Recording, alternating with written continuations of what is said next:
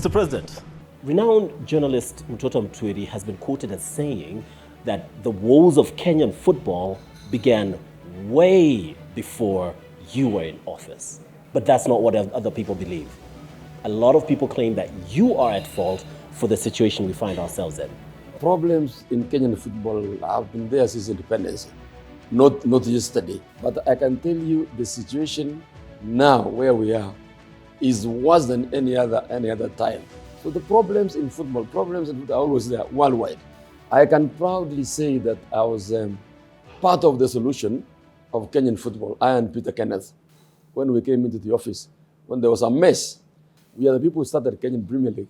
It wasn't there before. And we had put systems in place until we left the year 2000. After that, there were problems. FIFA threatened to suspend Kenya and many other things. So come 2011, when things were very bad, when we had two federations, we had KFF and we had the other limited company, I had again to come in and try to sort out this problem, which we managed very well. I had to sit with my adversaries, that is Hatimi and his group. And we agreed and contacted FIFA. FIFA agreed now to form what we call a normalization committee, which was chaired by Mr. Tenga of Tanzania. We did elections which was very transparent. And I won elections overwhelmingly. Nobody in Africa has gotten those kind of votes which I got.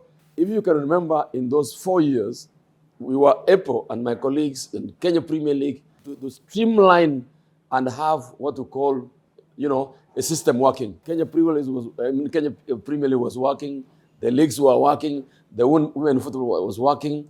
And even we used to fight with the Premier League. We fight, I hit them, but in the evening, we sit down and agree on the way forward. When I did not contest, when the young man came in, my young friend came in to stand against me, I opted to leave it.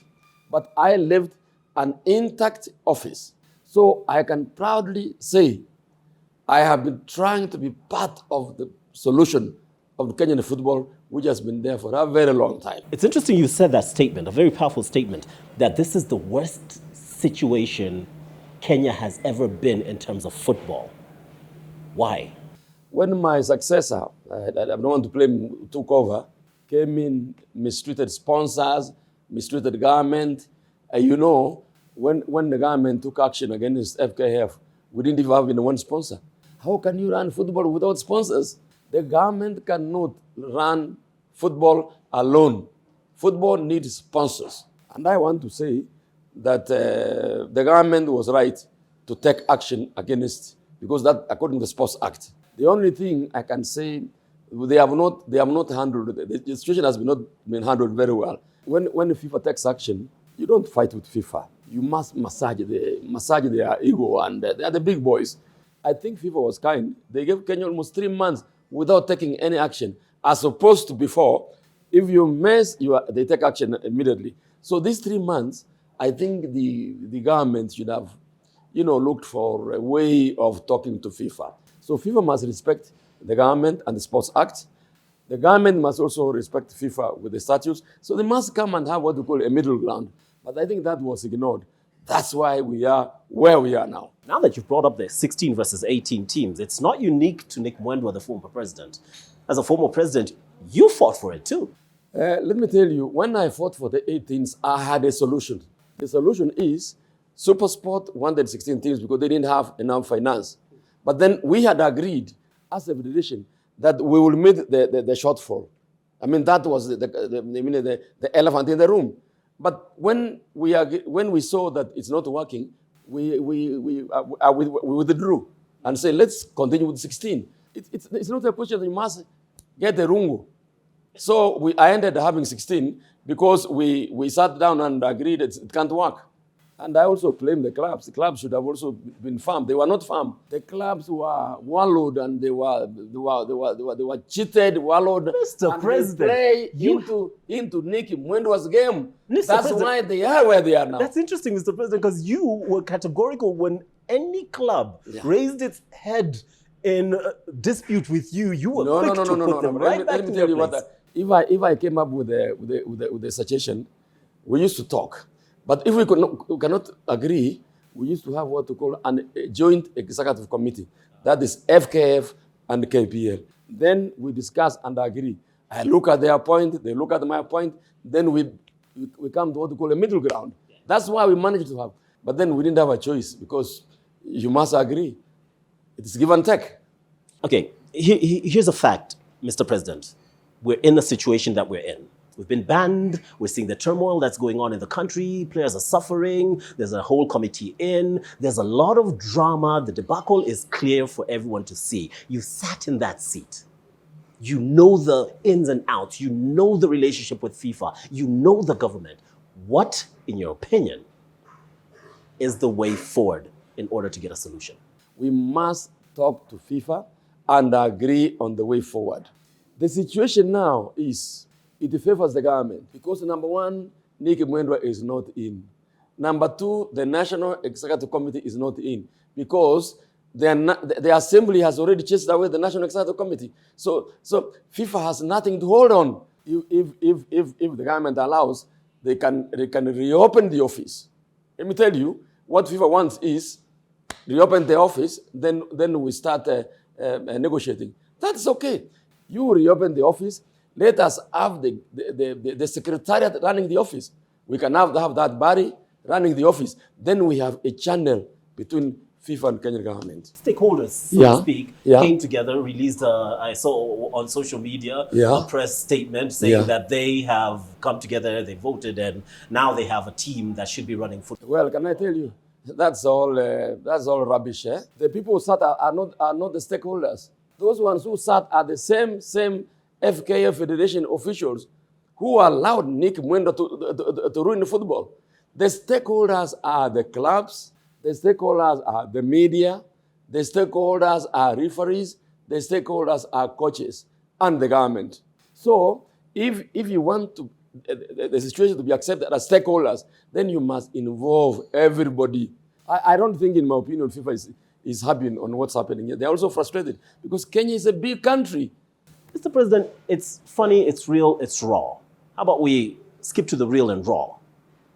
Nyamewya, allegedly godfather, the Deputy President of the Republic, William Ruto.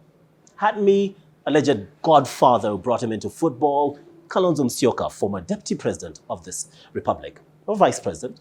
Your godfather is alleged to have been the late George Saitoti, who was also a Deputy President. Those are rumors. I have been there, and I have never been a project of anybody. You know, when I came in 1996 with Peter Kenneth, we were never brought in by anybody. I have been in football administration since the 90s, running Shabana, you see. So when I came in, you cannot mix politics with football. Eh? And I avoided, and I think perhaps that's why they brought in Nyamewya. I avoided taking sides. When I was the president, I respect the president of the country. I respect the rule of Raila. Even that route, I respected him. So I did not want to be used to support one faction. That I refused. So if it was brought for him to be used, then you can see the result. So I have not been used, and I'm a man of my own. Eh? No president of the federation, caretaker committee in. We have to wait until elections, so we hear. What's your plan? Let me tell you, I'm not interested in anything else. I'll be a very happy person if football comes back to the normals, then everybody can enjoy. The caretaker committee has not done any better. They have been there for all this time. Nothing has happened. I'll be a happy person, former president, watching football being played nicely. That's the position. Thank you very much. Always a pleasure. Thank you. Thank you. Now, on the Funny, Raw, Real Football show, we know that everyone will come with an opinion. There are two sides to a story. Everyone will come with their partial side to the story. So what we did is we rang my friend, Mtoto Mtwiri, who happens to be a sports journalist and a sports producer at CGTN Africa, and he came in to give his take on the discussion. What exactly is the problem with Kenyan football? Kenyan football problems are myriad. It's not just one problem. It's as a sequence of events that have conspired to keep our football the state it is. We can start with the fact that lack of political goodwill to develop the sport. By lack of a political goodwill, you mean, yes, the government is involved in football. They have come in to clean the mess from November 11th when the sports minister suspended, or rather disbanded, the Football Kenya Federation National Executive Committee on the charges of corruption and embezzling government money. But then, once the president agreed to step down a month later, after being taken to the court twice, the case was terminated. It begs the question, was this a process that was aimed at sanitizing the federation, or was it a witch hunt? So that's the first problem. We have the fact that we realize that it's a big sport. Everybody loves the sport. So many people are involved in the sport. But the question is, does it have a means to an end? We look at it as a business. The fact that we conduct our football, most of it as a corporate social responsibility, that is another problem. The third thing I would say is the problem with Kenyan football is lack of corporate goodwill. Most of the companies in this country are involved in football, but they are not involved in football to the level that can make a difference in terms of sustainability, developing talent, developing infrastructure, because you also need to develop infrastructure. We get into the football just to get our brand visibility and try to promote our brand equity. But the residual value of our investment is not felt like 10 years to come. And then we have individuals too. We had the story of Nairobi City Stars, very good team. It was taken over by somebody who was aspiring to become elected in Nairobi in the last elections. His bid did not happen, so guess what? The team now had to be sold, but at least now the owners who are there have a vision. That is what I would call the multifaceted problems with Kenyan football. Just based on what you're saying, it's difficult for me to differentiate between politics and Kenyan football. Can that actually be done? There is always very complicated relationship between the FIFA and governments all over the world, because everywhere you go, the government is the single largest investor in anything, not just sports. So FIFA needs governments too. But at the same time, these people want to have the absolute say in football. So that is why there's a lot of gray areas there. And depending on whether we are cozy or not, falls on either side, and we find the situation you are in Kenya, it's a complicated marriage. You can't understand. They can't actually divorce completely, but at the same time, they can't enjoy marital bliss. You're saying don't interfere in football, for example, but who owns the stadiums, most of them? Who owns the facilities? Kenya now finds itself banned from international football, with a league winner who is pretty much not recognized, a situation where we've experienced walkovers from clubs such as Mathare United, which was not even fathomable at one point. This is the situation we're in. So what now? What now is whatever we have been trying to run away from. Because we've been here since 2004. This is the third time we're in this situation where we are having ourselves excluded from the international football family. What we have been trying to run away from is a root and branch approach to solving the Kenyan football problem, which means tearing everything down as it were, because the way the football is structured today cannot sustain itself. What do I mean? Look at how our leagues are structured, for example. Is it okay to have a corporate team, or should we have corporate sponsoring teams? Do we have a community structure, for example? In the 1980s, we used to have the Mohamed Zoll, the German, having structures. We had community teams in every estate, used to go in every country. We killed all these structures. So, for example, you have teams that have no soul, they have no fans. So the structures we have, first of all, have to be torn down, all the way from the grassroots to the top. You have a national team where people come in by almost accident. That's why you're trying to nationalize players in Sweden, people playing in that division in Sweden, Finland, all that, because we don't have the structures in place. So that is what we need to do. We need to tear down what we call our football and build all it from the way down. You've been in this business for quite some time, a number of years. You know the intricate in and out of Kenyan football. Where did our woes actually begin? If I trace back, they started in the early 80s. The Matiba-led federation started having a parallel federation. There was one that was being said that no, the companies wanted this and the government wanted that. So that's where we trace our problems to. That is when we started tearing down. And everybody since then has been using that script over and over again. Chiko comes to power.